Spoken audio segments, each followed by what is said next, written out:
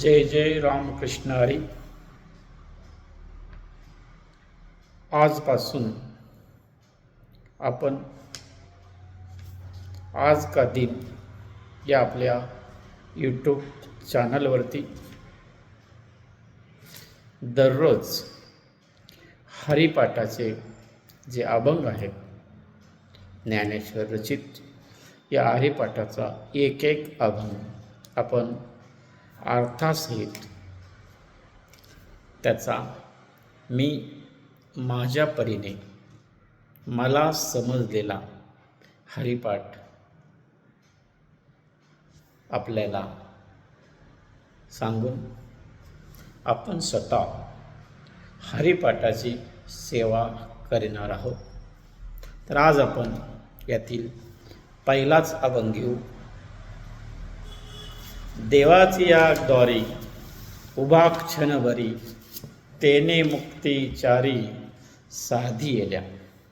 हरिमुखे म्हणा पुण्याची गणना कोण करी. असोनी संसारी जिव्हे वेगू करी वेदशास्त्र उभारी बाह्य सदा. ज्ञानदेव म्हणे व्यासांची या खुना द्वारकेचा राणा पांडवा घरी. असा पहिला अभंग आहे. अभंग खूप खूप महत्त्वाचा आहे. याची किंमत अनमोल आहे. याची किंमतच होऊ शकत नाही असा हा अनमोल आहे. कलियुगातल्या लोकांसाठी हे एक मोठं शस्त्र आहे, अस्त्र आहे. या शस्त्राने या अस्त्राने मनुष्य स्त्री असो पुरुष असो यांना सर्व सिद्धी सर्व गोष्टी प्राप्त होऊन त्या व्यक्तीचं आयुष्य सुखी समृद्धी आणि भरभराटीचे निरोगी जाते. आणि म्हणूनच आपण हा प्रपंच हरिसेवा हरिपाठाची सेवा या माध्यमाने करीत आहोत. तर बंधू भगिनींनो, देवाच्या द्वारी उभा क्षणभरी तेने मुक्ती चारी साधेल्या. देव इथं देवाचा अर्थ ज्ञान, देवाचा अर्थ देवाचं सगुण असं स्वरूप.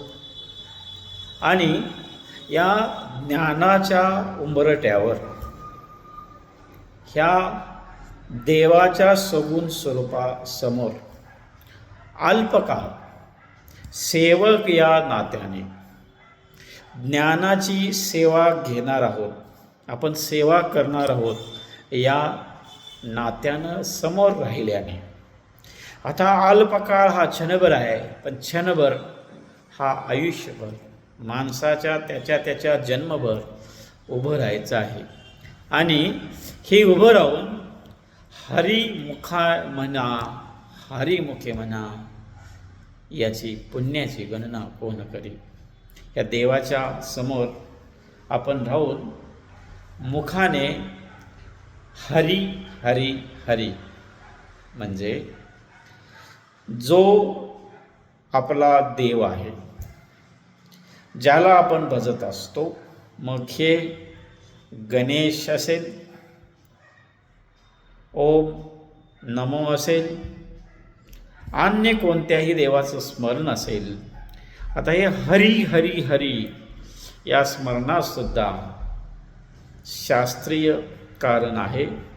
हरी हा जो उच्चार आहे तो उच्चार करत असताना न तुटणारा असा शब्द आहे. हरी जर म्हणत गेलो तो शब्द न तुटणार आहे. आणि मग यामुळे हृदयातलं एक लय तयार होतं. हे त्याचं शास्त्रीय कारण आहे. आणि असं म्हणत गेल्यामुळं याची जी पुण्य मिळतं आहे, यातून माणसाचं आरोग्य जे चांगलं राहतं आहे याची गणनाच होऊ शकत नाही. असं अगणित पुण्य, अगणित आरोग्याची साधना, अगणित एक लयता, एक समाधान, शरीरामधला एक एनर्जेटिक भाव तयार होतो. आणि हे होत असताना यातील अतिशय पुढची ओळ महत्त्वाची आहे.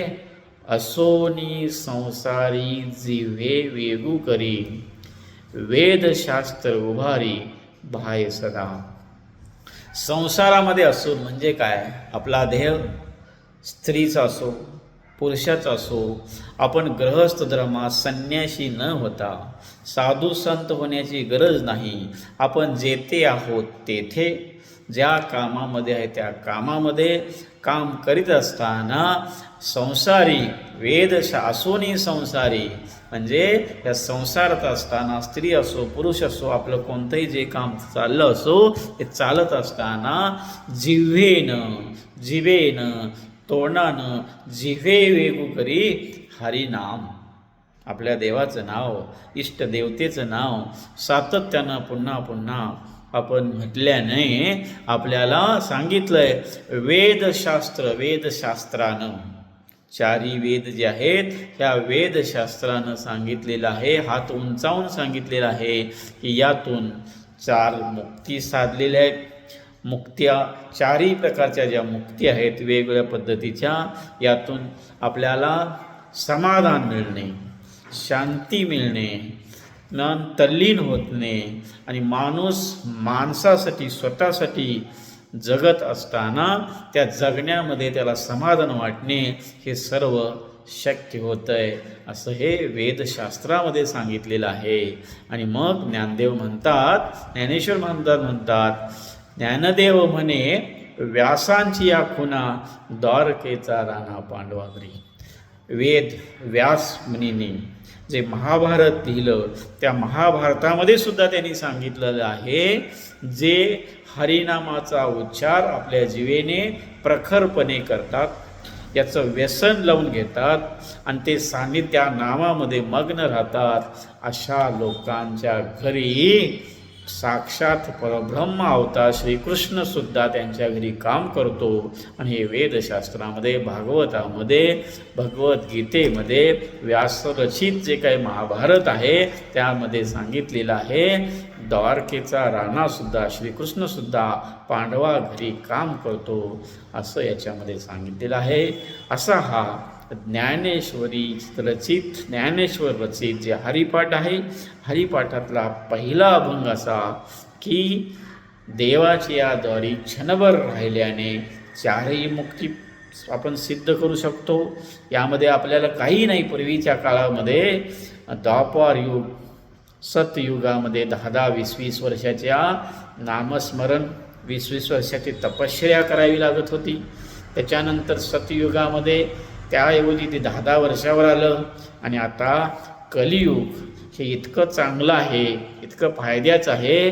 कलियुगामध्ये 10 वर्ष 20 वर्षाची तपश्चर्या करायची गरज नसून फक्त हरिनामाचा उच्चार केल्याने 4ही मुक्ती साध्य होतात. माणसाला समाधान मिळतं, माणसाची प्रगती होते. आणि म्हणून याचं चांगलं कोणतंही वाईट व्यसनापेक्षा हरिनामाचं व्यसन आपण सर्वांनी लावावं. ही हरिसेवा म्हणजे स्वतःची सेवा, ज्ञानाची सेवा, यामध्ये ज्ञान घ्यावं, ज्ञान द्यावं, ही सेवा करावी. हीच हरिसेवा हरिपाठातली आपल्या सर्वांना अर्पण. जय जय रामकृष्ण हरी, जय जय रामकृष्ण हरी, जय जय रामकृष्ण हरी. धन्यवाद.